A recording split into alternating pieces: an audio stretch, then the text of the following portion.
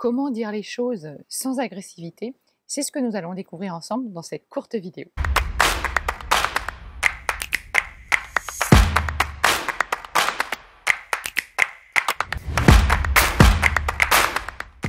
Bonjour, je suis Vanessa, coach multidimensionnelle, conférencière inspirante et je t'accompagne à passer d'une vie subie à une vie choisie. Alors, comment dire les choses sans agressivité et sans blesser l'autre? Critiquer, la véritable critique, c'est un art. Et c'est donc vraiment le génie, je dirais pour moi, de faire passer son message à l'autre sans qu'il se sente jugé, rejeté et dévalorisé. Parce que c'est vrai qu'une critique mal faite, ça peut être très dévalorisant et ça peut blesser profondément l'autre. Alors qu'une critique bien faite, à l'inverse, c'est juste incroyable parce que l'autre, au contraire, va sentir qu'il apprend quelque chose, il va se sentir écouté et ça va être très constructif pour lui. Donc c'est vraiment très important. Allez, en 4 étapes, pour faire une critique et pour faire passer donc son message sans agressivité, c'est tout simplement d'abord de toujours se baser sur des faits observables, vérifiables, parce qu'on est champion du monde pour raconter des histoires. Et dès lors qu'on est dans une histoire, on se raconte des choses, comme je dis, c'est le mental qui nous ment, et c'est vrai qu'on adore ça, mais ça ne fait pas avancer les choses.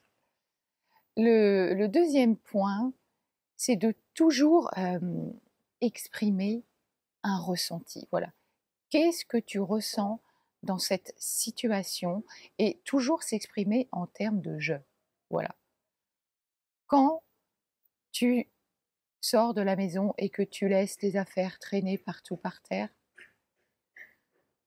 je me sens triste parce que j'ai besoin d'eux. Ça, c'est la suite. En fait, donc, fait, ressenti, je vais vraiment exprimer ce que je ressens par rapport à cette situation. La troisième chose, c'est l'action. C'est de passer à l'action en faisant une demande claire, en étant démonstratif. Très très important ça. Et puis la quatrième étape, c'est de rester positif en fait. C'est que chacun des deux parties y trouve un bénéfice, quoi.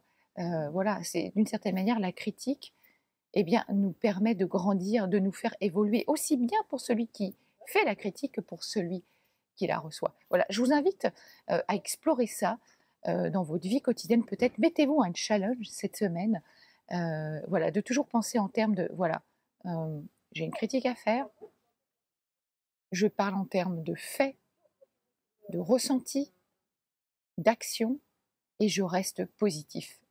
Je vous dis à très vite pour une prochaine capsule. Si vous l'avez aimé, surtout partagez-la, likez-la, abonnez-vous à ma chaîne YouTube pour plus de contenu. À très vite.